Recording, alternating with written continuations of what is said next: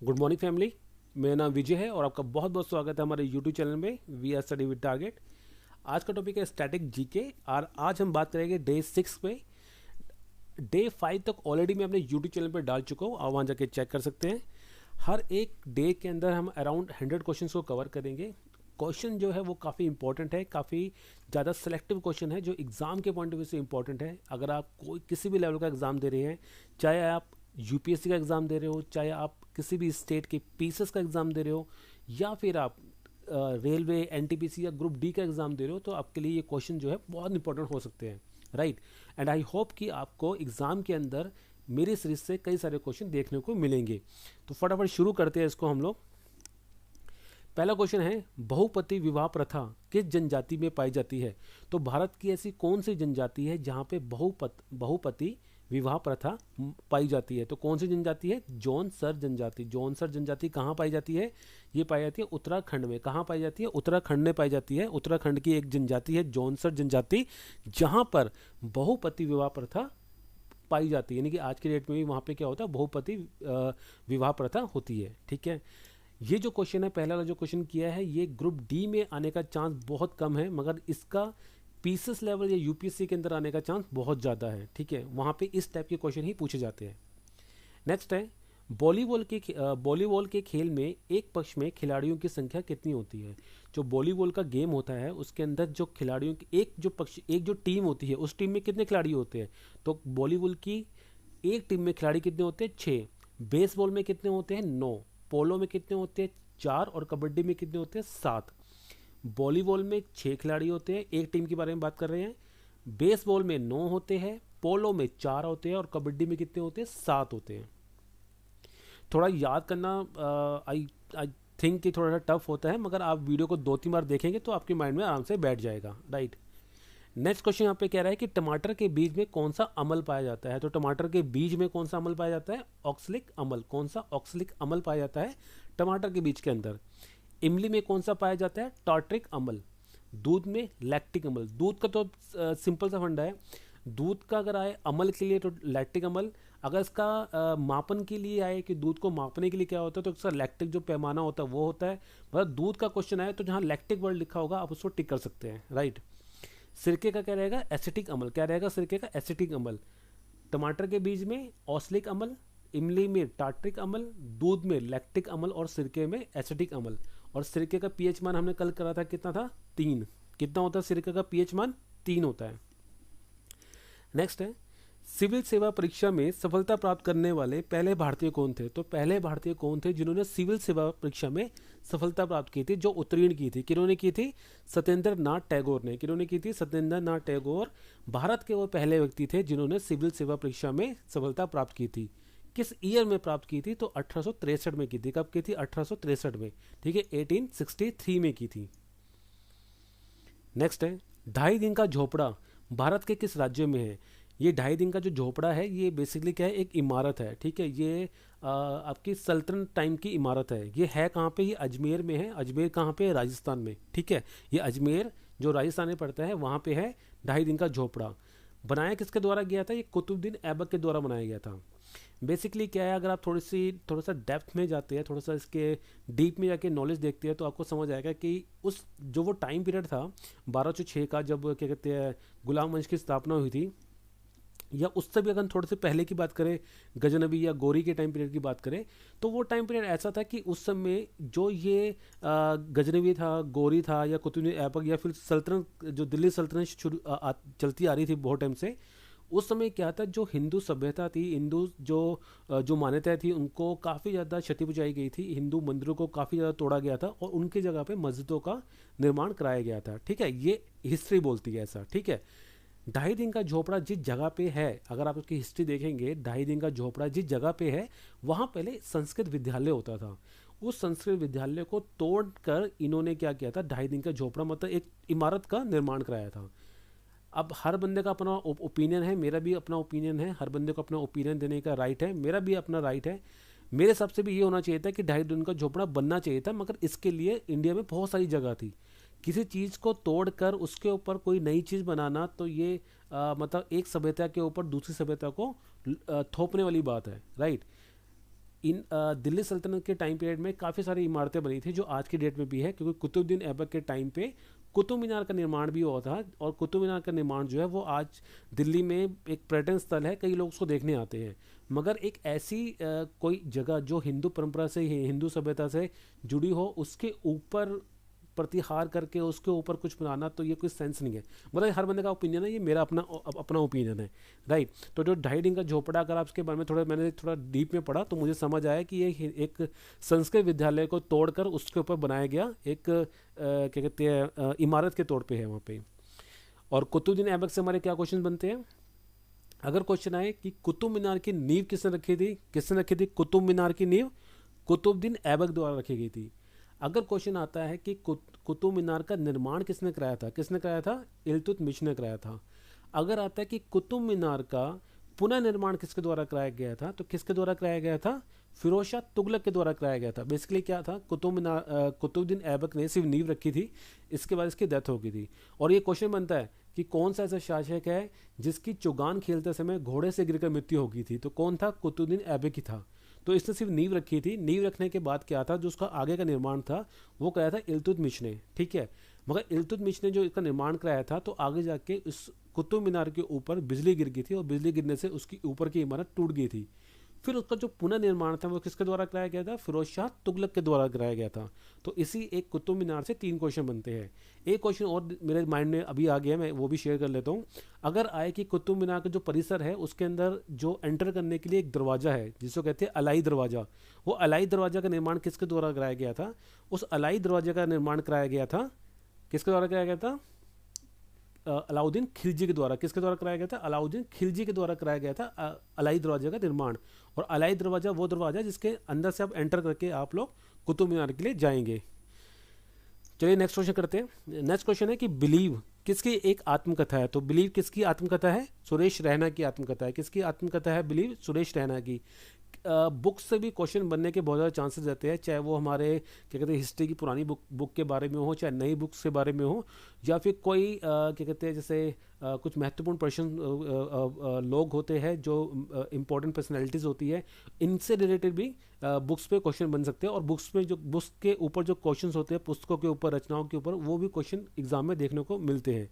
तो कोशिश की है कि मैंने इसमें बहुत सारी बुक्स को इन्वॉल्व किया है, और जब आप ये पूरी सीरीज कंप्लीट करेंगे तो आपके पास काफ़ी अच्छा स्टफ रहेगा एग्जाम के पॉइंट ऑफ व्यू से, और आपको काफ़ी ज़्यादा सपोर्ट मिलेगा। तो बिलीव किसकी आत्मकथा है? तो बिलीव आत्मकथा है सुरेश रैना की। किसकी आत्मकथा है बिलीव? सुरेश रैना की।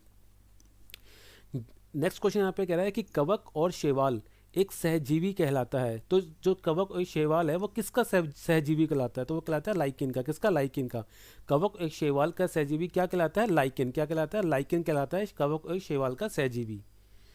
नेक्स्ट क्वेश्चन है कि भाप के इंजन का आविष्कार किसके द्वारा किया गया था? तो भाप के इंजन का आविष्कार किया गया था जेम्स वॉट के द्वारा। किसके द्वारा किया गया था? जेम्स वॉट के द्वारा किया गया था भाप के इंजन का आविष्कार।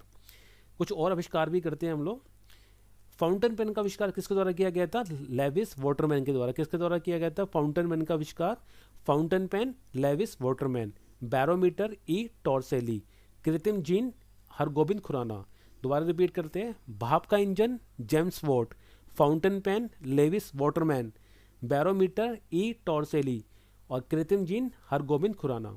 ये क्वेश्चन जो है वो ग्रुप डी के लिए भी इंपॉर्टेंट है, और पीसेस के अंदर अगर किसी स्टेट लेवल के पीसेस के अंदर एग्जाम आता है तो उस एग्जाम के अंदर ये क्वेश्चन अगर आएगा तो ये आएगा आपके मिलान के लिए। मतलब 4 ऑप्शन हो गए, 4 यहाँ ऑप्शन हो गए, आपको सही चूज करना पड़ेगा। नेक्स्ट करते हैं, विद्युत प्रतिरोध का एसआई मात्रक क्या है? तो विद्युत प्रतिरोध का एसआई मात्रक क्या है? ओम है। क्या है? विद्युत प्रतिरोध का एसआई मात्रक ओम। अगर बात करें विद्युत धारिता का, तो विद्युत धारिता का एसआई मात्रक क्या है? फेरड। क्या है? फेरड है विद्युत धारिता का एसआई मात्रक। अगर बात करें विभवांतर का एसआई मात्रक क्या होता है? वोल्ट होता है। क्या होता है? वोल्ट। विद्युत प्रतिरोध का ओम, विद्युत धारिता का फेरड, और विभवांतर का वोल्ट। नेक्स्ट है दूसरी पंचवर्षीय योजना जो कि 1956 से 1961 के बीच में चली थी, का मुख्य केंद्र बिंदु क्या था? कहने का मतलब ये है कि जो दूसरी पंचवर्षीय योजना है उसका फोकस बिंदु क्या था? वो किस चीज़ पे बेस थी, किस चीज़ पे फोकस किया था उन्होंने? तो किस पे फोकस किया था उन्होंने? औद्योगिक विकास पे। किस पे फोकस किया था? औद्योगिक विकास पे। पहली पंचवर्षीय योजना के बारे में बात करें तो कब हुई थी? 1951 से लेके 1956 के बीच में। किस पे बेस थी वो बेस थी कृषि के ऊपर, राइट। और दूसरी पंचवर्षीय योजना क्या है? 1956 से 1961। किस पे बेस है ये? औद्योगिक विकास पे। पहली वाली जो पंचवर्षीय योजना थी उसके अंदर क्या हमने देखा था कि भाखड़ा नंगल बांध और हीराकुंड बांध किस परियोजना के द्वारा बनाया गया था? पहली परियोजना के द्वारा बनाया गया था। अगर हम दूसरी परियोजना के बारे में बात करें जो कि औद्योगिक विकास से संबंधित है, तो इस टाइम पीरियड में क्या था? दुर्गापुर, भिलाई और राउरकेला के जो कारखाने हैं वो दूसरी पंचवर्षीय योजना के अंतर्गत बनाए गए थे। क्वेश्चन ये भी बन सकता है आपका कि भिलाई का, राउरकेला का या दुर्गापुर का जो कारखाना है वो कौन सी पंचवर्षीय योजना के अंतर्गत बनाया गया था? तो कौन सी पंचवर्षीय योजना के अंतर्गत बनाया गया था? दूसरी पंचवर्षीय योजना के अंतर्गत बनाया गया था, जो कि 1956 से 1961 तक चली थी, राइट। दूसरी पंचवर्षीय योजना जो थी वो कौन से मॉडल पे आधारित थी? तो मॉडल का नाम क्या है? PC Mahal नोबिस model. कौन सा? पीसी महाल नोबिस मॉडल पे आधारित थी दूसरी पंचवर्षीय योजना। नेक्स्ट क्वेश्चन यहाँ पे है, भारत के किस जनजाति में विवाह को भूपल कहा जाता है? तो भारत की कौन सी जनजाति है जिसके अंदर विवाह को भूपल कहा जाता है? तो कौन सी जनजाति है? संथाल जनजाति है। कौन सी? संथाल जनजाति, जो कि कहाँ पाई जाती है? झारखंड में पाई जाती है। वहाँ पे विवाह को क्या कहा जाता है? विपुल कहा जाता है। ये क्वेश्चन जो है वो ग्रुप डी के लिए इंपॉर्टेंट नहीं है, मगर हाँ ये क्वेश्चन पीसीएस लेवल के लिए बहुत इंपॉर्टेंट है, राइट। मैं आपको ये बताते भी जाऊँगा कि क्वेश्चन कौन सा क्वेश्चन किस हिसाब से आता है, क्योंकि ग्रुप डी के अंदर इतना टफ क्वेश्चन नहीं आएगा, मगर डेफिनेटली पीसेस के अंदर, किसी भी स्टेट के पीसेस के अंदर या यूपीएससी के अंदर इस टाइप के क्वेश्चन ही पूछे जाते हैं। तो कौन सी ऐसी जनजाति है जिसके अंदर विवाह को, मैरिज को भूपल कहा जाता है? तो संथाल जनजाति है, जो कि कहाँ पाई जाती है? झारखंड में पाई जाती है। वहाँ पे उनमें जो विवाह होता है उसको क्या कहते हैं? भूपल कहते हैं। नेक्स्ट है, श्रीनगर किस नदी के किनारे स्थित है? तो श्रीनगर जो है वो किस नदी के किनारे स्थित है? झेलम नदी के किनारे स्थित है। किस नदी के किनारे स्थित है श्रीनगर? झेलम नदी के किनारे स्थित है। अब यहाँ पे कुछ और इम्पोर्टेंट चीज़ें हैं जो बहुत इंपॉर्टेंट है और पूछी जाती है और पहले भी पूछी गई है। इसको थोड़ा सा अलग तरीके से करते हैं। मान लीजिए अगर आप इस समय श्रीनगर में हो, ठीक है, अगर आप इस समय श्रीनगर में हो और आपको श्रीनगर से जाना है गिलगित। कहाँ जाना है? श्रीनगर से गिलगित जाना है। तो किस रास्ते से होकर जाएंगे? तो अगर श्रीनगर से हमें जाना है गिलगित तो हम पकड़ेंगे बुर्जिल दर्रा। कौन सा पकड़ेंगे? बुर्जिल दर्रा पकड़ेंगे, अगर हमें श्रीनगर से गिलगित को जाना है। अगर हमें जाना है श्रीनगर से जम्मू तो क्या पकड़ेंगे हम लोग? बनिहाल दर्रे का रास्ता पकड़ेंगे। कौन से दर्रे का रास्ता पकड़ेंगे हम लोग? बनिहाल दर्रे वाला रास्ता पकड़ेंगे। अगर हमें श्रीनगर से लेह जाना है, अगर हमें श्रीनगर से लेह जाना तो हम कौन सा रास्ता पकड़ेंगे? जोजिला दर्रा। दर्रा बेसिकली क्या होता है, अगर आपको थोड़ा सा नहीं समझ आ रहा हो दर्रा क्या होता है, दर्रा बेसिकली क्या होता है? दो पहाड़ों के बीच में जो एक प्राकृतिक रूप से जो रास्ता बनता है ना, उसको दर्रा कहते हैं। जैसे हमने देखा होगा, हम बच्चों ने पेंटिंग करते थे और क्रॉस क्रॉस क्रॉस करके पहाड़ियाँ बनाया करते थे, तो उन पहाड़ियों के बीच जहाँ वो पहाड़ियाँ मिलती थी उसके बीच में जो रास्ता होता है जो एक प्राकृतिक रूप से बनता है, बाय नेचर बनता है, उस रास्ते को क्या कहा जाता है? दर्रा कहा जाता है। वो रास्ता क्या होता था? मतलब एक जगह से दूसरी जगह जाने का, को दोनों को ज्वाइंट करने का रास्ता होता था, उसको दर्रा कहा जाता है, ठीक है। तो अगर हम श्रीनगर में इस समय खड़े हैं और हमको जाना है गिलगित, तो हम कौन सा दर्रा लेंगे? हम लेंगे बुर्जिल दर्रा। श्रीनगर से गिलगित जाएंगे कौन से दर्रे से? बुर्जिल दर्रे से जाएंगे। श्रीनगर से अगर जम्मू जाएंगे तो कौन सा दर्रा पकड़ेंगे? बनिहाल दर्रा पकड़ेंगे। श्रीनगर से जम्मू बनिहाल दर्रे से जाएंगे। और अगर श्रीनगर से जाना है हमें लेह तो कौन सा दर्रा पकड़ेंगे? जोजिला दर्रा पकड़ेंगे। कौन सा दर्रा? जोजिला दर्रा से हम लोग श्रीनगर से लेह पहुँच जाएंगे, ठीक है।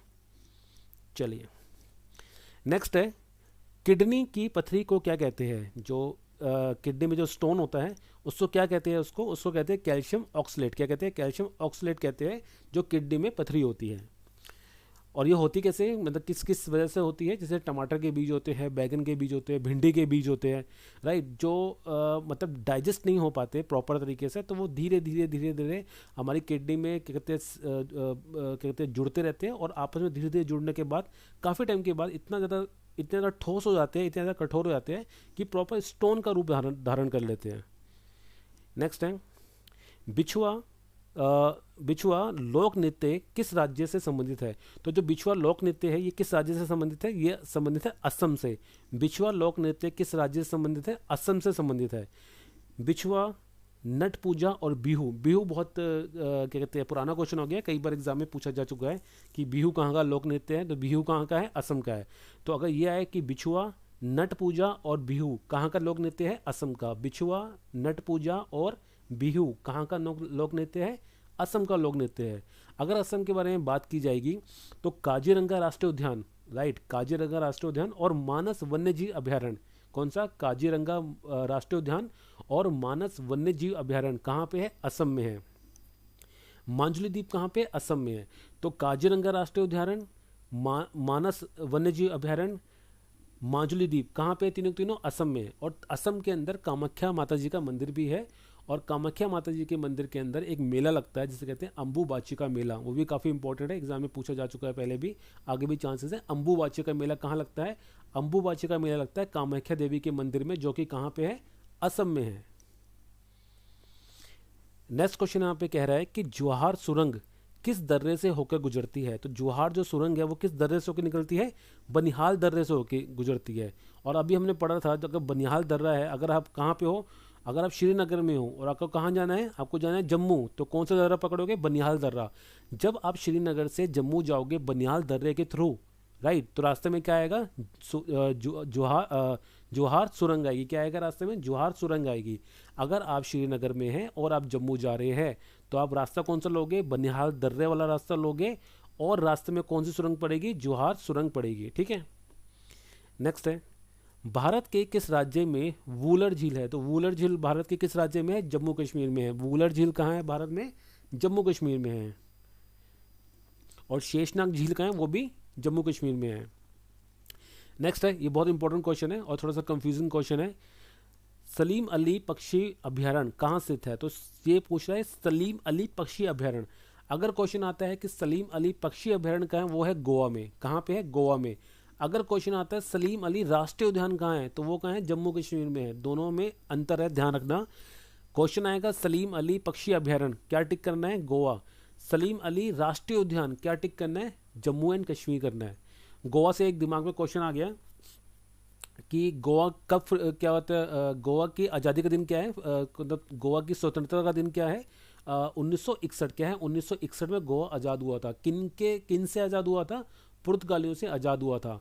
इसलिए हिस्ट्री में कहा जाता है कि भारत में आने वाले पहले और भारत में जाने वाले पहले, मतलब भारत में आने वाले पहले और जाने वाले सबसे लास्ट कौन थे, पुर्तगाली थे। पहला पुर्तगाली कौन था जो भारत में आया था, वो था वास्को डी गामा। हम सबको पता है वास्को डी गामा कब आया था, 1498 में आया था, 1498 में आया था वास्को डी गामा, जो पहला पुर्तगाली था जो कि भारत में आया था। ठीक है। नेक्स्ट है,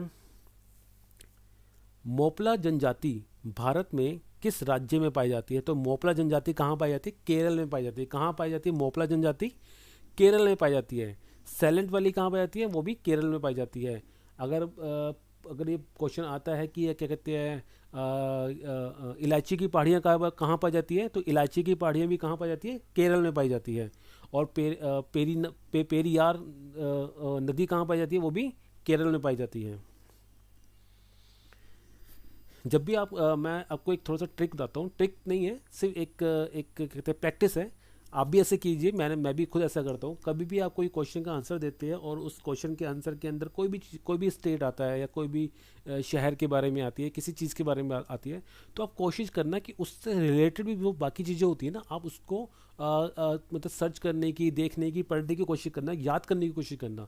उससे क्या होगा, आप ना हर चीज़ क्लब कर लेंगे, आपको समझ आ जाएगा कि इस जगह के में अगर हम एक भी किसी मान लो किसी स्टेट के बारे में बात करते हैं, तो आपको समझ आएगा कि उस स्टेट में हिस्ट्री में क्या है, उसका पॉलिटी क्या है, उसकी ज्योग्राफी क्या है। आप सबको क्लब कर लो तो बहुत ईजी रहेगा आपके लिए याद करने के लिए, और 2-3 बार उसको रिपीट करोगे तो आपके माइंड में अच्छे से बैठ जाएगा।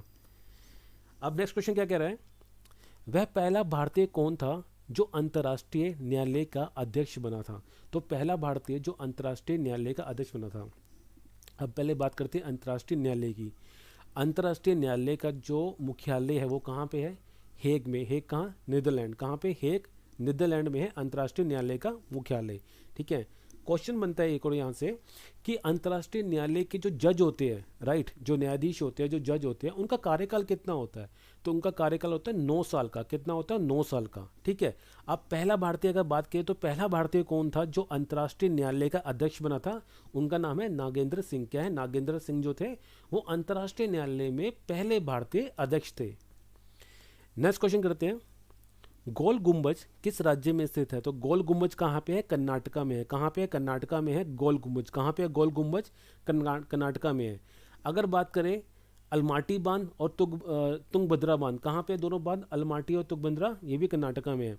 अगर बात करें बांदीपुर राष्ट्रीय उद्यान, कहाँ पड़ेगा? कर्नाटक में। अगर बात करें हजारा राम मंदिर जो कहाँ पे? हम्पी में। हम्पी कहाँ है? हम्पी तो कर्नाटका में है। ठीक है, हम्पी कहाँ? कर्नाटक में है। बांदीपुर राष्ट्रीय उद्यान, हजारा राम मंदिर, अलमाटी बांध, तुंगभद्रा बांध और गोल गुम्बज कहाँ पे है? कर्नाटक में है। कहाँ पे है? कर्नाटक में। दोबारा रिपीट करते हैं, बांदीपुर राष्ट्रीय उद्यान, हजारा राम मंदिर, अलमाटी बांध, तुंगभद्रा बांध और गोल गुम्बज कहाँ पे है? कर्नाटक में है।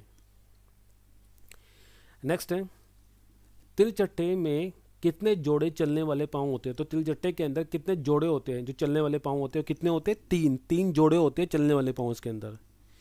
नेक्स्ट है, विंबलडन कप, यहाँ कप मिसिंग है। विंबलडन कप किस खेल से संबंधित है? तो विंबलडन ट्रॉफी जो विंबलडन कप है किस खेल से संबंधित है? लॉन टेनिस से। किससे? लॉन टेनिस में क्या कहते हैं? विंबलडन कप या विंबलडन ट्रॉफी संबंधित है।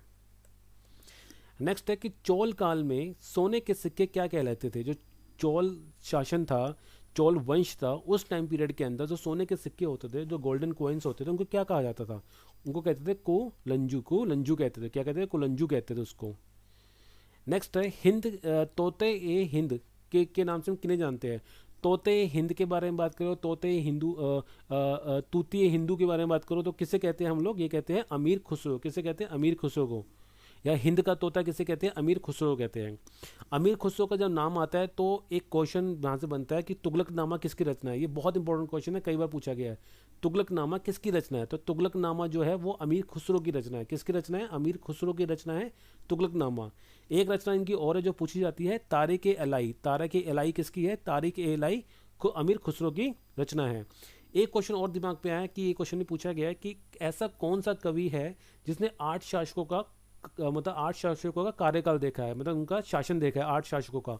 तो अमीर खुसरो ही एक ऐसा शख्स है जिसने 8 शासकों का अपना टाइम पीरियड देखा है। ठीक है, क्या कहते हैं इसे? तोता ए हिंद कहते हैं या तूती हिंद कहते हैं इसको। इसकी कौन सी क्या कहते हैं वो है पुस्तकें, रचना कौन सी है? तारिक ए इलाई या फिर एक दूसरी कौन सी है? तुगलकनामा। नेक्स्ट कौन सी है? और अमीर खुसरो के बारे में एक छोटी सी चीज़ और बता दूं कि अगर आपको अमीर खुसरो की दरगाह देखनी है कहाँ पे है, तो दिल्ली के अंदर जो निज़ामुद्दीन की दरगाह है, इनसे जस्ट पहले जो दरगाह है वो अमीर खुसरो साहब की ही है वहाँ पे। नेक्स्ट है, किस देश में पहला क्रिकेट विश्व कप जीता था? तो कौन सा देश था जिसने पहला वर्ल्ड कप जीता था? कौन सा देश था? West Indies. किसने जीता था पहला वर्ल्ड कप? वेस्ट इंडीज ने जीता था पहला वर्ल्ड कप। और कब जीता था? 1975 में जीता था। कब जीता था? 1975 में जीता था पहला वर्ल्ड कप। इसका मतलब ये है कि अगर क्वेश्चन ये बनता है कि पहला वर्ल्ड कप किस साल में हुआ था, किस ईयर में हुआ था, तो 1975 में हुआ था पहला वर्ल्ड कप। जीता किसने था? वेस्ट इंडीज ने जीता था। जो दूसरा वर्ल्ड कप हुआ था वो किसने जीता था? वो भी वेस्ट इंडीज ने जीता था। और जो तीसरा वर्ल्ड कप हुआ था वो किसने जीता था? वो जीता था इंडिया ने। कब जीता था? 83 में, जिसके ऊपर मूवी भी बनी है। नेक्स्ट है, चंद्रमा को पृथ्वी की परिक्रमा करने में कितना समय लगता है? तो चंद्रमा अगर पृथ्वी की परिक्रमा करता है, क्योंकि चंद्रमा भी पृथ्वी के आसपास घूमता है, तो चंद्रमा को पृथ्वी की परिक्रमा करने में कितना समय लगता है? तो 27 दिन 7 घंटे 43 मिनट और 12 सेकंड। कितने? 27 दिन 7 घंटे 43 मिनट और 12 सेकंड लगते हैं चंद्रमा को पृथ्वी की परिक्रमा करने में। इस क्वेश्चन में थोड़ा सा डाउट है, मैं इसमें चेक करूँगा, मुझे कुछ गड़बड़ लग रही है। चंद्रमा वाले क्वेश्चन में कुछ गड़बड़ लग रही है, तो यहाँ पे मैं इस क्वेश्चन को दोबारा रीड करूँगा, देखूँगा और फिर मैं आपको बताऊँगा। राइट, तो इसको भी डाउट में छोड़ देना क्वेश्चन को। इसको मतलब इसकी तैयारी मत करना, इसको डाउट में छोड़ दो अभी। नेक्स्ट है, और ये चंद्रमा से थोड़ा सा मुझे और थोड़ा सा याद आ गया, थोड़े क्वेश्चन रिपीट करते हैं। कल हमने पढ़ा था कि कौन से ऐसे ग्रह है जिनका अपना कोई उपग्रह नहीं है। तो बुध ग्रह और शुक्र ग्रह ऐसे ग्रह है जिनका कोई अपना उपग्रह नहीं है। कल हमने यही पढ़ा था कि फोमोस और डीमोस किसके उपग्रह है? तो फोमोस और डीमोस किसके उपग्रह है? मंगल ग्रह के उपग्रह है। एक क्वेश्चन और दिमाग में था कि कौन सा ग्रह सबसे गर्म है, तो कौन सा ग्रह सबसे गर्म है, जो शुक्र ग्रह है वो सबसे गर्म है। क्यों? क्योंकि उसका जो एटमॉस्फेयर है उसमें क्या है, कार्बन डाइऑक्साइड की मात्रा सबसे ज़्यादा है। नेक्स्ट है मंडा किस नदी के किनारे है, और मंडा है क्या बेसिकली, जो मंडा है वो हड़प्पा संस्कृति का सबसे उत्तरी स्थल है। जो हड़प्पा संस्कृति का सबसे नॉर्थ पॉइंट है ना, वो उसको कहते हैं मंडा। ठीक है, क्या कहते हैं, मंडा। अगर क्वेश्चन आ जाए, ये भी आ जाए कि हड़प्पा संस्कृति का सबसे नॉर्थ पॉइंट कौन सा है, सबसे उत्तरी पॉइंट कौन सा है, तो कौन सा है, मांडा। ठीक है, और ये क्वेश्चन यहाँ पूछ रहा है कि मांडा जो है, जो हड़प्पा संस्कृति का सबसे उत्तरी भाग है, वो किस नदी के किनारे स्थित था, किस नदी के किनारे, चिनाब नदी के किनारे। कौन सी नदी के किनारे स्थित था, चिनाब नदी के किनारे स्थित था। नेक्स्ट क्वेश्चन, कौन सा विटामिन हमारे शरीर में स्वयं से नहीं बनता है, तो कौन सा विटामिन है जो हमारे शरीर में स्वयं से नहीं बनता है, विटामिन ई। कौन सा विटामिन है, विटामिन ई। इस क्वेश्चन में मुझे थोड़ा सा डाउट है, आई थिंक ये क्वेश्चन में भी थोड़ी गड़बड़ है। विटामिन सी है जो हमारे शरीर में स्वयं से नहीं बनता है, राइट। और विटामिन सी ऐसा ऐसा विटामिन होता है जो हमारे शरीर में रुकता भी नहीं है, उसको हमें डेली, उसकी पूर्ति हमें डेली करनी पड़ती है। और विटामिन सी जो होता है, हम सबको पता है, वो खट्टे पदार्थों में ज़्यादा होता है, जैसे आंवले के अंदर क्या कहते हैं, ऑरेंज के अंदर ये ज़्यादा पाया जाता है। और विटामिन सी जो है वो हमारे क्या कहते हैं शरीर के अंदर स्टोर नहीं हो पाता, वो हमें हर दिन लेना पड़ेगा, क्योंकि वो हमारे शरीर में जाता है और कंज्यूम हो जाता है। ठीक है, और विटामिन ई के बारे में बात करें तो विटामिन ई जो होता है ना, इसको सौंदर्य का विटामिन कहा जाता है।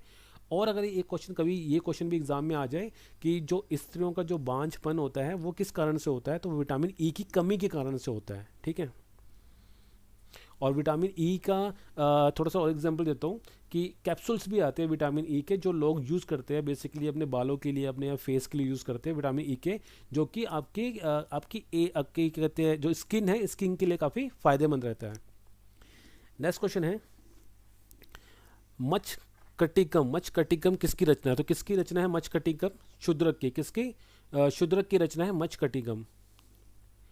नेक्स्ट है, पुलकेशिन द्वितीय किस वंश के राजा थे, तो किस वंश के राजा थे पुलकेशिन द्वितीय, चालुक्य वंश के राजा थे।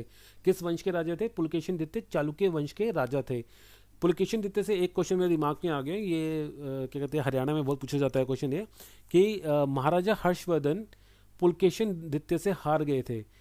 इसका वर्णन किस पुस्तक में मिलता है, क्योंकि क्या होता है कि कोई भी जो कवि किसी भी कहते हैं राजा के जो अंडर में काम करता है तो उसकी सिर्फ प्रशंसा लिखता है, उसके हारने का वर्णन नहीं लिखता, राइट। मगर जो राजा जीतता है उसका जो कवि होता है वो जरूर लिखता है, ठीक है, अपने राजा के जीतने का वर्णन। तो पुलकेशिन द्वितीय के ऊपर एक पुस्तक है जिसका नाम है ऐहोल, ठीक है, जिसका नाम है ऐहोल। ऐहोल पुस्तक में लिखा हुआ है कि पुलकेशिन द्वितीय ने नर्मदा नदी के किनारे महाराजा हर्षवर्धन को हरा दिया था। क्या था, पुलकेशिन द्वितीय ने नर्मदा नदी के किनारे महाराजा हर्षवर्धन को हरा दिया था। इसकी जानकारी में कहाँ से मिलती है, इसकी जानकारी मिलती है हमें ऐहोल पुस्तक से, ठीक है। और पुलकेशिन द्वितीय किस वंश के राजा थे, चालुक्य वंश के राजा थे। नेक्स्ट है, किस प्राकृतिक तत्व का उच्चतम द्रव्यमान होता है, तो कौन सा ऐसा प्राकृतिक नेचुरल तत्व है जिसका उस जो द्रव्यमान है वो उच्चतम होता है, हाई होता है काफी, तो कौन सा है, कार्बन। कार्बन का जो द्रव्यमान होता है वो बहुत हाई होता है। नेक्स्ट है कि रासायनिक रूप में शुष्क बर्फ क्या होती है, ये बहुत पुराना क्वेश्चन है, कई बार आ चुका है। ठोस कार्बन डाइऑक्साइड जो होती है वो शुष्क बर्फ होती है। क्या होती है, शुष्क बर्फ क्या होती है, ठोस कार्बन डाइऑक्साइड। एक क्वेश्चन और दिमाग में आया जो कल भी हमने किया था कि जो हीरा होता है, हीरा क्या होता है, वो शुद्ध कार्बन का रूप होता है। कहने का मतलब ये कि जब हीरे को आप जलाओगे तो हीरे को जलने के बाद उसकी डस्ट नहीं बचेगी, मतलब राख नहीं बचेगी। क्यों, क्योंकि हीरा जो है ना वो प्योर कार्बन का बना होता है, और जब हीरे को जलाओगे तो वो कार्बन में कन्वर्ट हो जाएगा, इसी वजह से उसकी डस्ट या उसकी राख नहीं बचती है। नेक्स्ट है, धातु का प्रतिरोध न्यूनतम होता है, तो धातु का जो प्रतिरोध न्यूनतम किस में होता है, सिल्वर में होता है। किस में होता है न्यूनतम प्रतिरोध, सिल्वर में होता है। नेक्स्ट है, रक्त वाहिकाएं जो अंग से हृदय को रक्त प्रवाहित करती है। रक्त वाहिकाएं मतलब नसें जो होती है, कौन सी नसें है जो अंग से हृदय को, जो आपका हार्ट होता है उसको रक्त क्या कहते हैं प्रदान करती है या रक्त उसमें भेजती है, तो क्या उसको क्या कहते हैं, उसे कहते हैं शीरा। क्या कहते हैं, उससे शीरा कहते हैं। नेक्स्ट है, प्रथम अंगल मैसूर युद्ध कब और किसके बीच में हुआ था? जो पहला अंगल, अंगल मतलब अंग्रेज और मैसूर के बीच में जो युद्ध हुआ था वो कब हुआ था और किन के बीच में हुआ था? तो पहला जो अंगल मैसूर युद्ध हुआ था वो हुआ था 1767 से लेके 1769 के बीच में हुआ था। 1767 से लेके 1769 के बीच में हुआ था पहला अंगल मैसूर युद्ध। हुआ किन के बीच में था? तो जाहिर सी बात है, अंगल मतलब अंग्रेज और मैसूर में कौन था? हैदर अली। पहला जो युद्ध है वो किसके साथ हुआ था? हैदर अली और अंग्रेजों के बीच में हुआ था। दूसरा क्वेश्चन यहाँ पूछ रहा है कि जो पहला अंगल मैसूर युद्ध हुआ था उसके बाद संधि कौन सी हुई थी? तो उसके बाद संधि हुई थी मद्रास की संधि। कौन सी संधि हुई थी? मद्रास की संधि हुई थी। नेक्स्ट है, भारतीय राष्ट्रीय ध्वज का डिजाइन किसके द्वारा बनाया गया था? ये बात हमने कल भी की थी कि जो हमारा जो नेशनल फ्लैग है, ठीक है, तिरंगा जिसका हम कहते हैं, वो तिरंगे का जो उसका डिज़ाइन है वो हमेशा से ऐसा नहीं था। उसमें कई बार समय तो मतलब टाइम टू टाइम उसमें कई सारा परिवर्तन होता रहा है, ठीक है।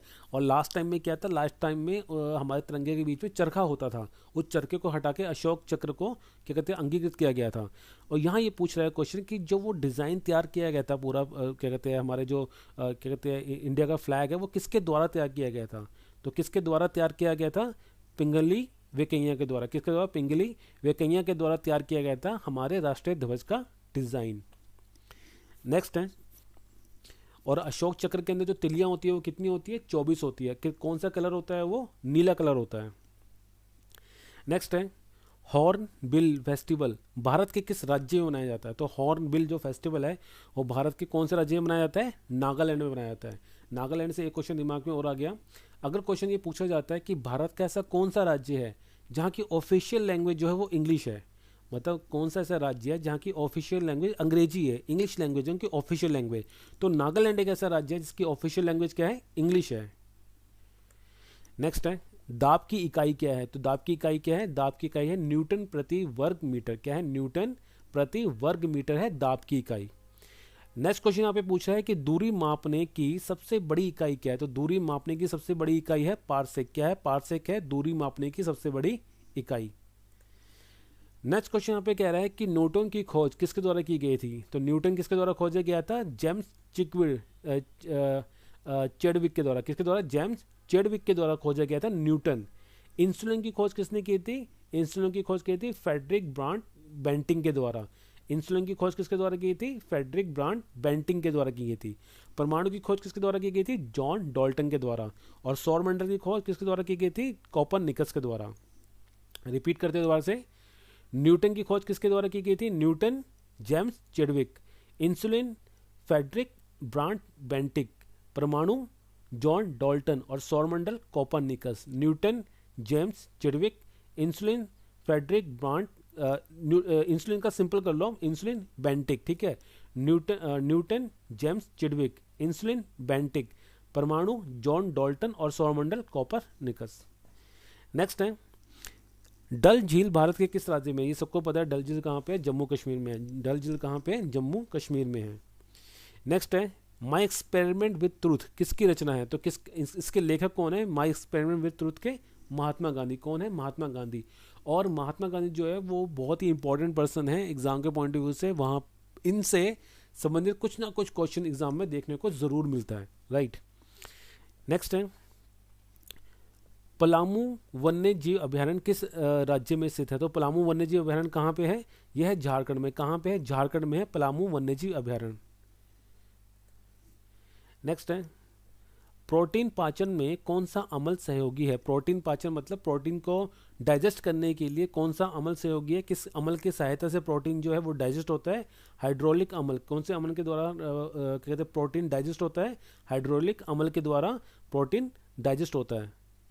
नेक्स्ट है कि भारत में एलोरा और एलिफेंटा की गुफाओं का निर्माण किस शासक के शासनकाल में हुआ था? मतलब किसके टाइम पीरियड के अंदर जो भारत के अंदर एलोरा और एलिफेंटा की गुफाएं उनका निर्माण हुआ था? किनके टाइम में हुआ था? राष्ट्रकूटों के टाइम पे हुआ था। किनके टाइम पे हुआ था? राष्ट्रकूट शासन के शासनकाल में एलोरा और एलिफेंटा की गुफाओं का निर्माण हुआ था, जो है कहाँ पे? जो आपकी महाराष्ट्र में है। अगर आप कभी बॉम्बे जाते हैं तो बॉम्बे में जो गेटवे ऑफ इंडिया है वहाँ से बोट चलती है, ठीक है। और आई थिंक 200 रुपये पर हेड के हिसाब से होता है वहाँ पे। और वो आपको एलिफेंटा केव्स लेके जाएंगे। एलिफेंटा केव वहाँ से अराउंड कुछ 1 घंटे की दूरी पे है, और अगर आप वहाँ जाते हैं तो बहुत अच्छा है कि आपको बिल्कुल समुद्र का रास्ता दिखने को मिलेगा वहाँ पे। और एलिफेंटा केव्स भी काफ़ी अच्छी है, पर उसकी चढ़ाई थोड़ी सी ज़्यादा है, मतलब आपको बहुत मतलब वॉकिंग डिस्टेंस थोड़ा उसमें ज़्यादा है। और बॉम्बे जो है वो काफ़ी गर्म जगह है, मतलब वहाँ पे गर्मी थोड़ी सी जब हम लोग गए थे तो बहुत ज़्यादा गर्मी लगी थी। अब आप जब जाओगे, जिस टाइम पे जाओगे, तो वो टाइम देखना पड़ेगा आपको। तो काफ़ी अच्छी जगह है, मतलब क्या कहते हैं हिस्ट्री के पॉइंट ऑफ व्यू से काफ़ी अच्छी जगह है। आप कभी वहाँ जाओ तो जरूर वहाँ पे घूम के आना, ठीक है। तो एलोरा और एलिफेंटा की गुफाएं का जो निर्माण है वो किसके टाइम पे हुआ है? राष्ट्रकूटों के शासनकाल के टाइम पर हुआ है। नेक्स्ट है, सम्राट अशोक द्वारा बनाया गया पहला मंदिर कौन सा है? तो पहला मंदिर कौन सा था जो सम्राट अशोक ने बनाया था? तो क्या नाम है उसका? महाबोधि। क्या मंदिर है? महाबोधि मंदिर, जो किसके द्वारा बनाया गया था? सम्राट अशोक के द्वारा बनाया गया था। है कहाँ पे? ये बोध गया में है। बोध गया कहाँ पे? बिहार में, ठीक है। इंपॉर्टेंट क्यों है? इंपॉर्टेंट इसलिए भी है कि अशोक द्वारा बनाया गया पहला मंदिर है। इंपॉर्टेंट इसलिए भी है कि यूनेस्को ने इसको 2001 के अंदर विश्व धरोहर में इसको स्थान दिया था। किसको शामिल किया गया था? किसको शामिल किया गया था? महाबोधि मंदिर, जो कि बोध गया बिहार में है। यूनेस्को द्वारा 2001 में इसको विश्व धरोहर के रूप में जगह मिली थी, ठीक है। नेक्स्ट है, बांदीपुर राष्ट्रीय उद्यान भारत के किस राज्य में है? ये हमने पहले पढ़ा था। बांदीपुर राष्ट्रीय उद्यान कहाँ पे है? कर्नाटका में है। कहाँ पे है बांदीपुर राष्ट्रीय उद्यान? कर्नाटका में है।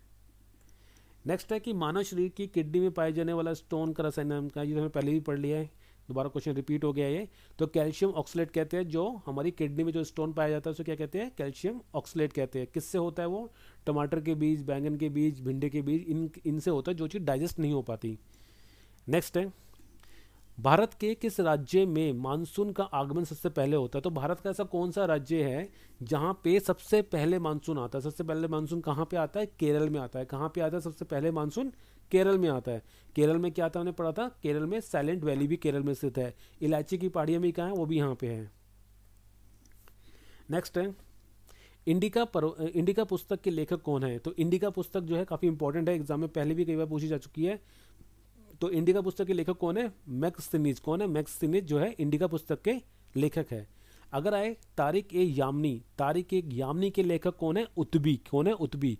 अगर ये जो लास्ट वाला सबसे इंपॉर्टेंट है कि जमवती कल्याणम किसकी पुस्तक है? कृष्णदेव राय की। किसकी पुस्तक? कृष्णदेव राय की पुस्तक है जमवती कल्याणम, ठीक है।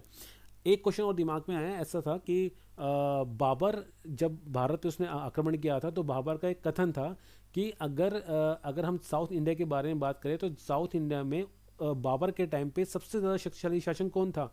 तो कृष्णदेव राय ही थे, ठीक है। तो इंडिका किसकी पुस्तक है? मैग्नेस्टीनियस की पुस्तक है। तारिक यामनी उतबी की पुस्तक है। और जगमवती कल्याणम किसकी रचना है? कृष्णदेव राय की रचना है। नेक्स्ट है कि भारत की पहली महिला राष्ट्रपति कौन थी? ये हम सबको पता है कि भारत की पहली महिला राष्ट्रपति कौन थी? प्रतिभा पाटिल जी। कौन थी? प्रतिभा पाटिल जी भारत की पहली महिला राष्ट्रपति थी। भारत की पहली महिला राज्यपाल कौन थी? सरोजिनी नायडू। भारत की पहली महिला राज्यपाल कौन थी? सरोजिनी नायडू। सरोजिनी नायडू ही भारतीय राष्ट्रीय कांग्रेस की प्रथम भारतीय अध्यक्ष थी, ठीक है। कौन थी? भारतीय राष्ट्रीय कांग्रेस की प्रथम भारतीय महिला अध्यक्ष कौन थी? सरोजिनी नायडू। मगर अगर क्वेश्चन आता है कि भारतीय राष्ट्रीय कांग्रेस की प्रथम महिला अध्यक्ष कौन थी, तो वो कौन थी? Annie Besant. अगर दोबारा रिपीट करता हूँ, भारतीय राष्ट्रीय कांग्रेस की पहली महिला अध्यक्ष एनी बेसेंट है। अगर क्वेश्चन आता है कि भारतीय राष्ट्रीय कांग्रेस की पहली भारतीय महिला अध्यक्ष कौन थी, तो कौन थी? सरोजिनी नायडू। कौन से अधिवेशन में किए थे इन्होंने? 1925 के अधिवेशन में इन्होंने किया था, ठीक है, अध्यक्षता की थी। और किस राज्य की राज्यपाल रह चुकी थी ये? किस राज्य की राज्यपाल रही थी? उत्तर प्रदेश की राज्यपाल रही थी। नेक्स्ट है कि प्रथम महिला मुख्यमंत्री कौन थी? तो प्रथम महिला मुख्यमंत्री कौन थी? सुचिता कृपलानी। कौन थी? सुचिता कृपलानी पहली महिला मुख्यमंत्री। क्वेश्चन अगर आता है कि पहली महिला लोकसभा अध्यक्ष कौन थी, तो कौन थी? मीरा कुमार। कौन थी? मीरा कुमार पहली लोकसभा अध्यक्ष थी। तो पहली महिला राष्ट्रपति प्रतिभा पाटिल, पहली महिला राज्यपाल सरोजिनी नायडू, पहली महिला मुख्यमंत्री सुचिता कृपलानी और पहली महिला लोकसभा अध्यक्ष मीरा कुमार। नेक्स्ट है, बद्रीनाथ मंदिर किस नदी के किनारे स्थित है? तो बद्रीनाथ कहाँ पे? अलकनंदा नदी के किनारे स्थित है। अलकनंदा नदी के किनारे स्थित है बद्रीनाथ मंदिर, है कहाँ पे? उत्तराखंड में। कहाँ पे? उत्तराखंड में। नेक्स्ट है, किस गुलाम वंश के शासक ने इक्ता प्रणाली की शुरुआत की थी? तो कौन सा गुलाम वंश का शासक था जिसने इक्ता प्रणाली की शुरुआत की थी? तो कौन था? इल्तुतमिश। कौन था? इल्तुतमिश। और इल्तुतमिश का टाइम पीरियड क्या था? कब इस गद्दी बैठा था? 1226 में। ठीक है, कौन था? इल्तुतमिश। इल्तुतमिश ने 1226 में क्या कहते हैं इक्ता प्रणाली की शुरुआत की थी। और इल्तुतमिश ही वो बंदा है जिसने कुतुब मीनार का निर्माण कराया था। ठीक है ना। नेक्स्ट है, प्रोटोजोआस के कारण होने वाले रोग कौन से हैं? तो रोगों से भी क्वेश्चन बनता है, देखा गया एग्जाम के अंदर रोगों से बना हुआ क्वेश्चन। तो प्रोटोजोआ के कारण होने वाले रोग कौन से हैं?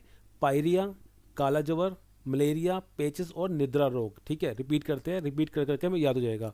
पायरिया किससे होता है? प्रोटोजोआ से होता है। काला ज्वर प्रोटोजोआ से होता है। मलेरिया प्रोटोजोआ से होता है। पेचिस और निद्रा रोग किससे होता है? प्रोटोजोआ से होता है। पायरिया, काला ज्वर, मलेरिया, पेचिस और निद्रा रोग, ठीक है, किससे होता है? प्रोटोजोआ से। नेक्स्ट है, मत्स्य पुराण किस शासक वंश से संबंधित है? तो मत्स्य पुराण जो है वो किस शासक वंश से संबंधित है? आंध्र सातवाहन वंश। किससे? आंध्र सातवाहन वंश से संबंधित है मत्स्य पुराण। नेक्स्ट है, हर्यक वंश का संस्थापक कौन था? ये क्वेश्चन भी एग्जाम में आ चुका है। हर्यक वंश का संस्थापक कौन था? बिंबिसार था। बिंबिसार से क्वेश्चन दिमाग में आ रहा है कि अगर ये क्वेश्चन आए कि महात्मा बुद्ध और महावीर स्वामी इन दोनों के टाइम पीरियड पे किसका शासक था, मतलब कौन था उस समय शासक, जिन्होंने कौन सा शासक था जिन्होंने इन दोनों का टाइम पीरियड देखा था? तो कौन था? बिंबिसार। बिंबिसार जो थे वो महात्मा बुद्ध और महावीर स्वामी के दोनों के समकालीन थे। ठीक है। नेक्स्ट है, किस पंचवर्षीय योजना को गॉडगिल योजना भी कहते हैं? तो कौन सी ऐसी पंचवर्षीय योजना है जिसको गॉडगिल योजना भी कहते हैं? तीसरी पंचवर्षीय योजना जो कि 1961 से 1966 के बीच में हुई थी, इसको क्या कहते हैं? गॉडगिल योजना भी कहते हैं। कौन से मॉडल पे आधारित है? तो John Sandy and Sukhamoy Chakravarty model पे आधारित है। कौन सी योजना? तीसरी योजना।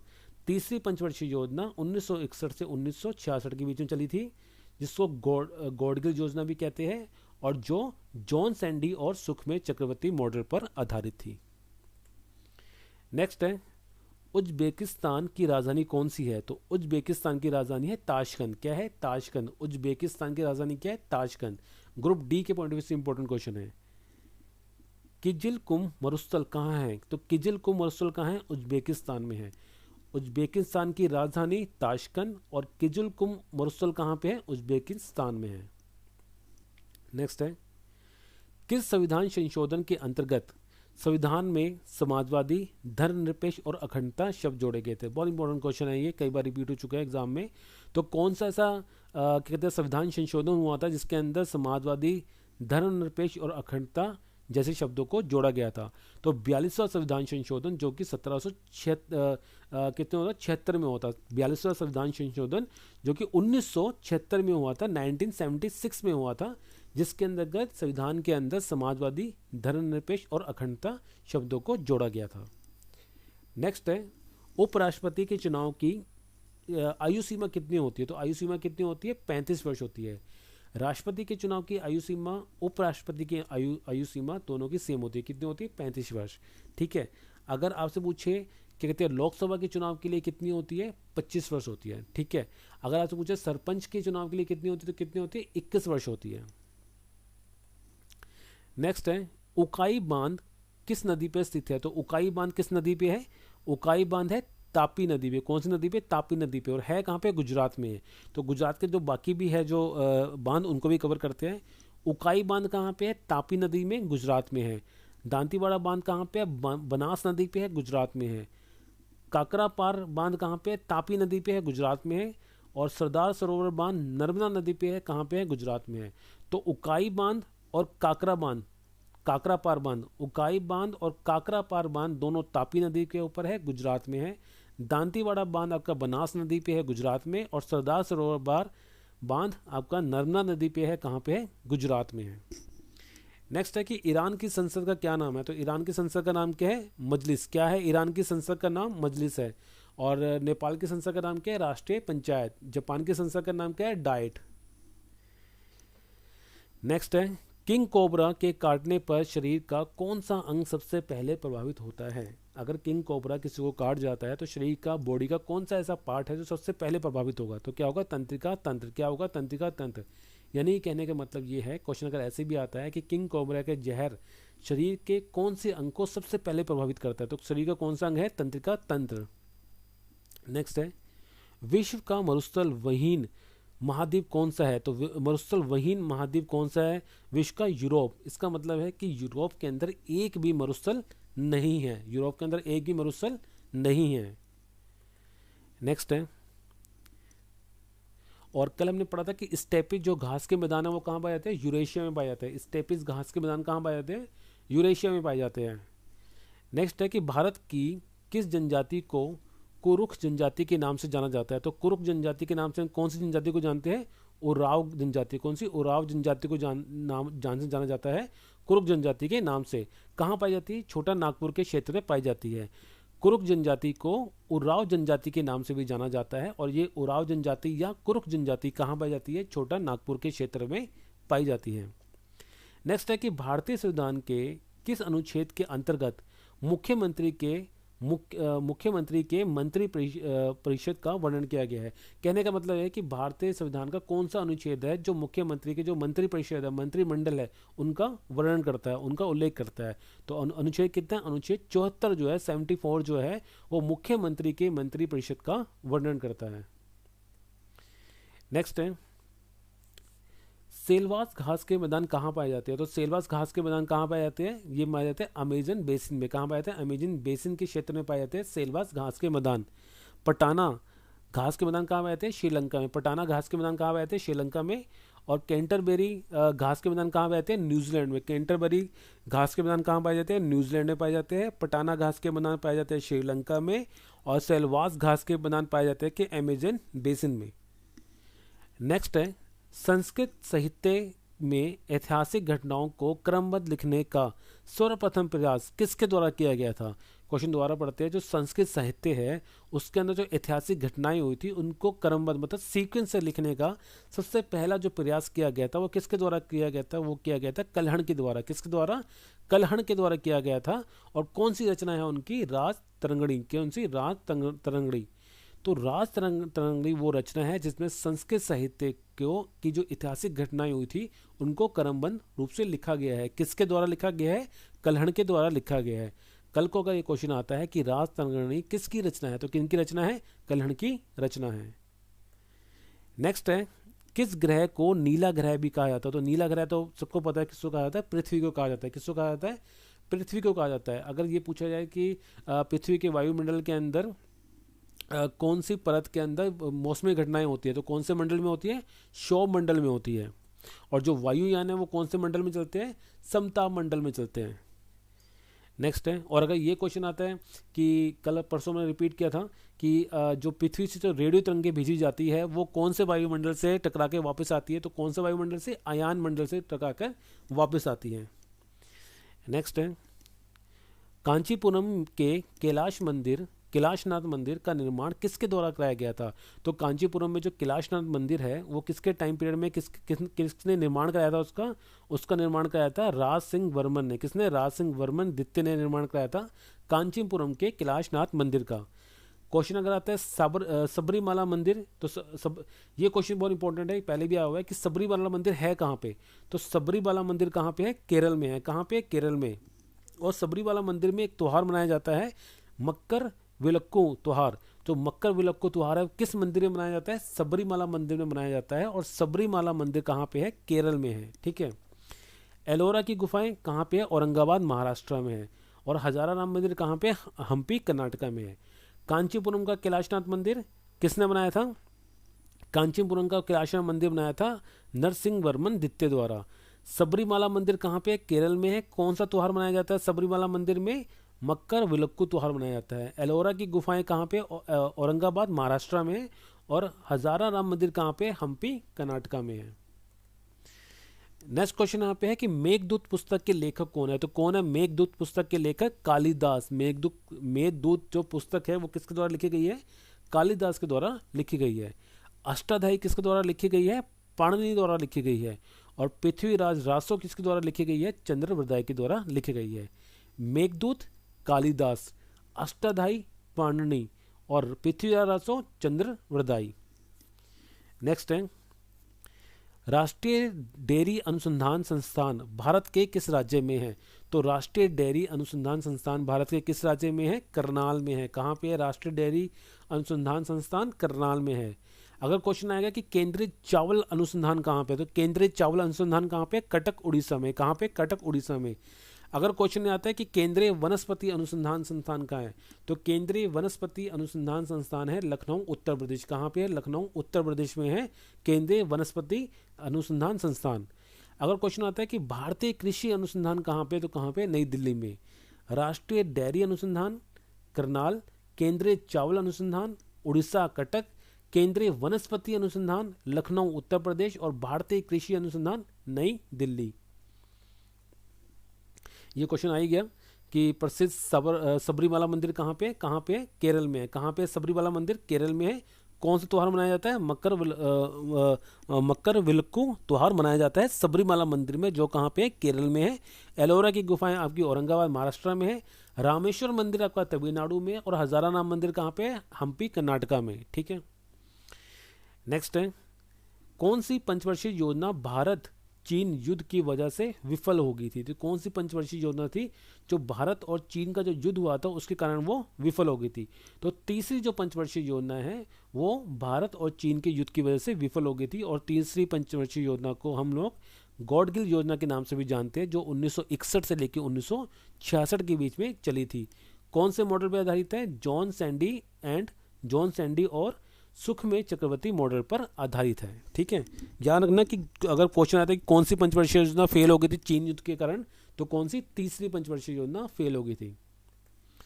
नेक्स्ट है, और तीसरी पंचवर्षीय योजना का टाइम पीरियड भी याद रखना, क्योंकि हो सकता है कि थोड़ा सा और डीपली पूछ लिया जाए। तो 1961 से 1967 के बीच में है। नेक्स्ट क्वेश्चन यहाँ पे पूछ रहा है, गंगापुर बांध किस नदी पर स्थित है? तो गंगापुर बांध किस नदी पे है? तो गंगापुर में है गोदावरी नदी पे। कहाँ पे? गोदावरी नदी पे है। और गोदावरी नदी पे है कहाँ पे? महाराष्ट्र में। महाराष्ट्र के कोई और बांध भी करते हैं।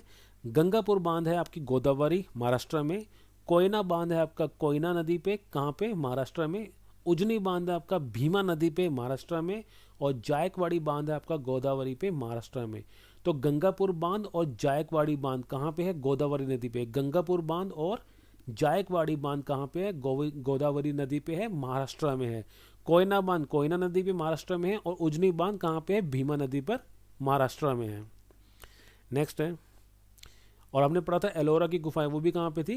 क्या कहते हैं? महाराष्ट्र में। और क्या कहते हैं? एलिफेंटा केव्स, वो भी कहाँ थी? महाराष्ट्र में थी। नेक्स्ट है कि बौद्ध धर्म किसे त्रिरत्न किसे कहा जाता है? यानी कि क्वेश्चन एक पूछता है कि बौद्ध धर्म के अंदर त्रिरत्न किसे कहा जाता है? तो त्रिरत्न किसे कहा जाता है? बुद्ध, धम्म और संघ को कहा जाता है। किसे कहा जाता है? बुद्ध, धम्म और संघ को कहा जाता है। ये जो क्वेश्चन अगर एग्जाम में आएगा ना, तो ये क्वेश्चन ऐसे आएगा कि इन तीनों के अलावा एक और वर्ड भी दिया होगा जो आपको चूज करना होगा कि क्या चीज त्रिरत्न के अंदर नहीं आता है। तो क्या आता है, बस आपको उसको ध्यान रखो। बुद्ध, धम्म और संघ। क्या आता है? बुद्ध आता है, धम्म आता है और संघ आता है त्रिरत्न के अंदर, बौद्ध धर्म के अनुसार। नेक्स्ट क्वेश्चन यहाँ पे कह रहा है कि लोकसभा की कार्रवाई चलाने के लिए न्यूनतम सदस्यों की संख्या कितनी होनी चाहिए? अगर लोकसभा की कार्रवाई चलानी है तो कितने सदस्य होने चाहिए उसमें? वहाँ पे न्यूनतम सदस्य कितने होने चाहिए? तो 110 होने चाहिए। ठीक है, कितने होने चाहिए? 110 होने चाहिए सदस्य। ये मिनिमम सदस्यों की संख्या है, जिस सदस्यों की संख्या की उपस्थिति के अंदर लोकसभा की कार्रवाई चलाई जा सकती है। अगर इससे कम हो गए तो लोकसभा की कार्रवाई जो है मानने नहीं होगी। नेक्स्ट है, सल्तनत काल में किस गुलाम वंश के शासक ने सबसे पहले शुद्ध अरबी के सिक्के चलाए थे?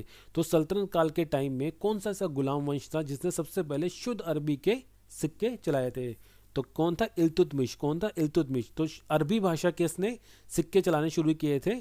ठीक है, और क्या कहते थे इसे? चांदी का टका और तांबे का जीतल। क्या? चांदी का टका और तांबे का जीतल।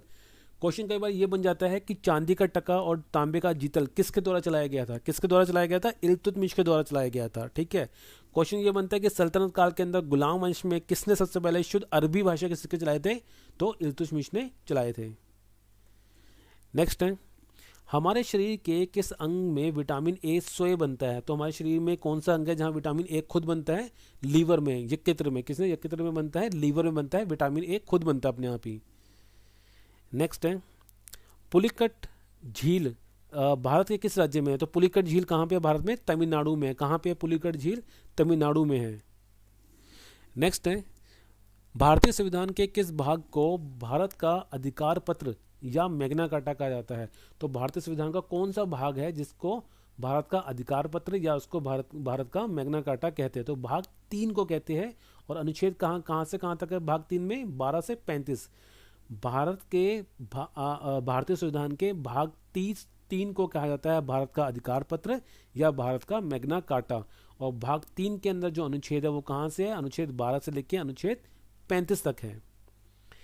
नेक्स्ट क्वेश्चन यहाँ पे है खजुराहो नृत्य महोत्सव किस राज्य में मनाया जाता है? तो खजुराहो नृत्य महोत्सव कहाँ मनाया जाता है? मध्य प्रदेश में मनाया जाता है। और किस मंदिर में मनाया जाता है? कंदारिया महादेव मंदिर में। अगर ये क्वेश्चन पूछ लिया जाए, ये क्वेश्चन पहले भी आ चुका है कि कंदारिया महादेव मंदिर कहाँ है? तो कंदारिया महादेव मंदिर कहाँ पे है? खजुराहो में है। खजुराहो कहाँ पे? मध्य प्रदेश में है। ठीक है, कंदारिया महादेव मंदिर कहाँ पे है? खजुराहो में है। और खजुराहो कहाँ पे है? मध्य प्रदेश में है। नेक्स्ट है अर्थशास्त्र पुस्तक के लेखक कौन है? तो अर्थशास्त्र के लेखक कौन है? हम सबको पता है चाणक्य है। कौन है? चाणक्य जो है अर्थशास्त्र पुस्तक के लेखक है। राज तरंगिणी किसकी है? कल्याण की है। और अष्टाध्यायी किसकी है? पाणिनि की है। तो हम ऐसे रिपीट करेंगे तो हमें याद हो जाएगा। अर्थशास्त्र किसकी है? चाणक्य की है। राज तरंगिणी किसकी है? कल्याण की है। और अष्टाध्यायी किसकी है? पाणिनि की है। नेक्स्ट है माता टीला परियोजना किस नदी पर बनाई गई है? तो माता टीला योजना जो है वो बेतवा नदी में बनाई गई है। किस नदी में बनाई गई है? बेतवा नदी में बनाई गई है माता टीला परियोजना। नेक्स्ट है भारत यूनेस्को का सदस्य किस वर्ष बना था? तो भारत किस वर्ष यूनेस्को का सदस्य बना था? 1946 में। कब बना था यूनेस्को का सदस्य भारत? 1946 में बना था। नेक्स्ट है किस अधिनियम द्वारा 1926 में भारत में प्रथम बार लोक सेवा आयोग के गठन का प्रावधान किया गया था? तो किस अधिनियम के द्वारा 1926 में भारत में पहली बार लोक सेवा आयोग के गठन का प्रावधान किया गया था? कौन सा वो था अधिनियम? भारत शासन अधिनियम 1919। कौन सा? भारत शासन अधिनियम 1919 के आधार पर ही भारत में पहली बार लोक सेवा आयोग का गठन किया गया था। नेक्स्ट है 1905 में बंगाल का विभाजन की घोषणा किस वायसराय के काल में हुई थी? हमने कल भी किया था, कर्जन के टाइम पीरियड में हुई थी। 1905 में बंगाल के विभाजन का टाइम पीरियड था। ठीक है, और 1907 में क्या हुआ था? कांग्रेस का विभाजन हुआ था। कौन थे उसमें अध्यक्ष? राज बिहारी बोस। और जो कांग्रेस का मिलान हुआ था कांग्रेस के नरम दल, गरम दल और मुस्लिम लीग का, वो कब हुआ था? 1916 में हुआ था। और उस अधिवेशन की अध्यक्षता किसके द्वारा की गई थी? क्या कहते हैं, अंबिका चरण मजमूदार द्वारा की गई थी। नेक्स्ट है मत विलास प्रहसन की रचना किसके द्वारा की गई थी? तो मत विलास प्रहसन की रचना के लेखक कौन है? महेंद्र वर्धन। कौन है? महेंद्र वर्धन। कौन से वंश से बिलोंग करते थे? पल्लव वंश से बिलोंग करते थे महेंद्र वर्धन। इन्होंने कौन सी पुस्तक की रचना की थी? मत विलास प्रहसन। नेक्स्ट क्वेश्चन यहाँ पे है हौज ए शामी। हौज ए शामी है क्या? ये तालाब है। ठीक है, हौज ए शामी तालाब जो 1230 ईस्वी में मेहरौली दिल्ली का में बनवाया गया था, इसका निर्माण किसने कराया था? तो हौज ए शामी तालाब है कहाँ पे? मेहरौली दिल्ली में। दिल्ली के मेहरौली नामक स्थान पे है हौज ए शामी तालाब। कब बनाया गया था? 1230 ईस्वी में बनाया गया था। निर्माण किसके द्वारा किया गया था?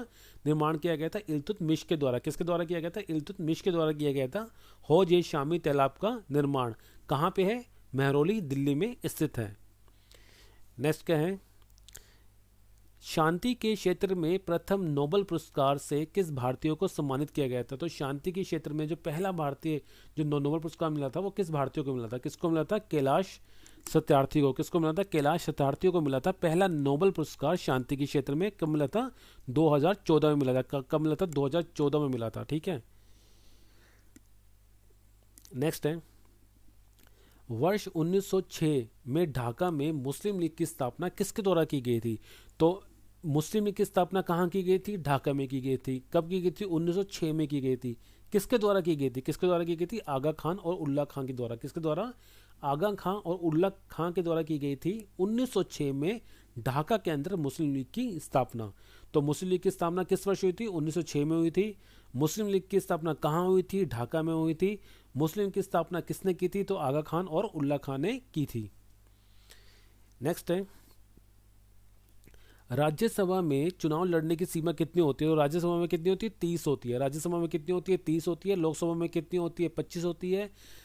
जो सरपंच होता है उसकी कितनी होती है? 21 होती है। राष्ट्रपति और उपराष्ट्रपति के लिए कितनी होती है आपकी? 35 वर्ष होती है। और हमने एक और पढ़ा था कि हमने पढ़ा था कार्यकाल सीमा। अगर अंतर्राष्ट्रीय न्यायालय, जो अंतर्राष्ट्रीय न्यायालय होता है उसमें जो जज होते हैं उनकी कार्यकाल सीमा कितनी होती है? 9 वर्ष की होती है। और राज्यसभा जो होती है इसको भंग नहीं किया जा सकता क्योंकि ये एक स्थायी निकाय होती है।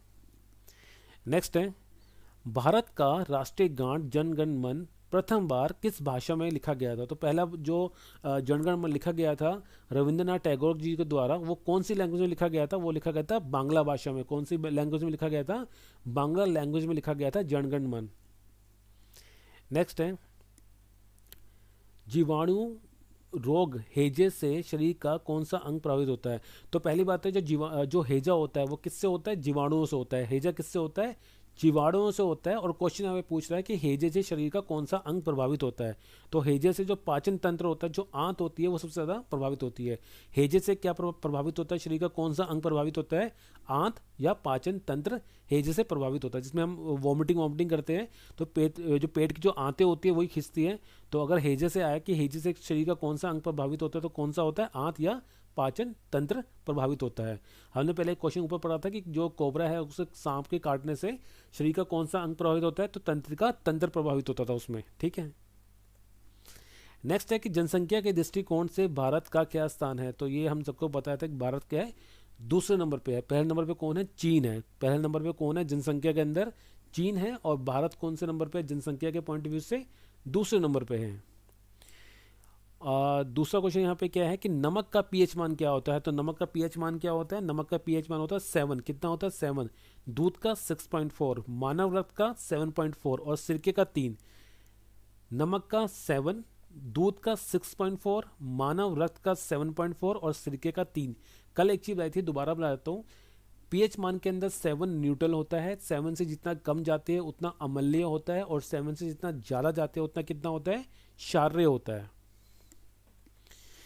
नेक्स्ट है, भाप के इंजन का आविष्कार किसने किया था? तो भाप के इंजन का आविष्कार आई थिंक रिपीट हो गया। किसने किया था भाप के इंजन का आविष्कार? जेम्स वॉट ने किया था। Fountain pen Lewis Waterman, barometer E Torricelli और कृत्रिम जीव का निर्माण किया था हरगोविंद खुराना ने। ठीक है। नेक्स्ट है कि देश का सबसे लंबा समुद्री तट कौन सा है? तो देश का सबसे लंबा समुद्री तट कौन सा है? मरीना बीच। कौन सा है? मरीना बीच जो है वो भारत का सबसे लंबा समुद्री तट है। इस वीडियो में इतना ही। आई होप कि आपको पसंद आया होगा। मैं बस इतना ही चाहता हूँ कि आप इस वीडियो को अच्छे से देखें। एक बार आप नॉर्मल देखें और दूसरी बार में आप इसको थोड़ा सा फास्ट करके देखें, जो यूट्यूब में ऊपर ऑप्शन होता है जिससे वीडियो थोड़ी सी फास्ट चलती है। और उस समय आप अपने माइंड से ही क्वेश्चन का आंसर देना शुरू कीजिए। और कोशिश ये रहेगी कि जब ये पूरी 2000 क्वेश्चन की सीरीज खत्म होगी तो आई होप कि आपके माइंड में बहुत अच्छा स्टफ रहेगा, बहुत अच्छा और बहुत इंपॉर्टेंट स्टफ आपके माइंड में रहेगा, जो कि एग्जाम के पॉइंट ऑफ व्यू से काफ़ी इंपॉर्टेंट होगा। जब भी आप एग्जाम देने जाएगी, चाहे आप किसी भी लेवल का एग्जाम दे रहे हो, तो उस समय आपको ये वीडियो बहुत हेल्प करेगी। और आपको देखिए बच्चों, बहुत सिंपल होता है एग्जाम। टफ या आसान कुछ नहीं होता है। जिसको आता है उसके लिए आसान है, जिसको नहीं आता उसके लिए मुश्किल है। एक क्वेश्चन जो आपने पढ़ लिया वो आपके लिए आसान हो गया, जो क्वेश्चन आपने नहीं पढ़ा वो आपके लिए मुश्किल हो गया। मगर प्रॉब्लम क्या होती है एग्जाम में? बेसिकली जो देखा जाता है वो ये देखा जाता है कि बच्चे पढ़ते तो है, एग्जाम के पहले तैयारी तो खूब करते हैं, मगर प्रॉब्लम क्या होती है कि आप कितनी सटीकता से पढ़ रहे हैं, कितनी ज़्यादा डीपली पढ़ रहे हैं, वो इंपॉर्टेंट होता है। क्योंकि एग्जाम के अंदर जब हम ऑप्शंस को देखते हैं तो हम उस ऑप्शन को देख के ही एकदम गोल हो जाते हैं, राइट। तो जिसने जितने ज़्यादा डीपली से पढ़ा होगा उसको वो चीज़ याद रहेगी। और वो क्या तरीका क्या है? वो तरीका सिर्फ इतना है, सिंपल सा, कि जब भी आप कुछ पढ़े तो आप एक दूसरे से रिलेट करते रहे, रिलेट करते हैं। जैसे मैं बीच में मैंने आपको बोला था, अगर आप किसी डेट के बारे में बात कर रहे हैं तो भी रिलेट करें, किसी सिटी या किसी राज्य के किसी स्टेट के बारे में बात कर रहे हैं तो उसकी हिस्ट्री, ज्योग्राफी, उसके पॉलिटी वोलिटी सब क्वेश्चन को मिक्सअप कर ले, ताकि जब भी उस स्टेट के बारे में बात की जाए तो आपके पास दिमाग में वो सारे क्वेश्चन घूम जाए जो उस स्टेट से संबंधित है। सबसे ईजी तरीका यही है। और आई होप कि आपको ये वीडियो पसंद आई होगी। अगर पसंद आई तो आप प्लीज़ लाइक कीजिए, सब्सक्राइब कीजिए, अपने मित्रों को, अपने जान पहचान वालों को, अपने दोस्तों को ये शेयर कीजिए। और कोविड का टाइम पीरियड चल रहा है, थोड़ा अपना ख्याल रखिए। मौसम भी बहुत सर्दी वाला है, थोड़ा उससे भी बच के रहिए, राइट। अपना और अपने परिवार का ख्याल रखिए। तो चलिए मिलते हैं, हम कल मिलेंगे डे 7 में एक नए वीडियो, एक नई ऊर्जा के साथ। तब तक अपना ख्याल रखिए and thank you so much for your valuable time.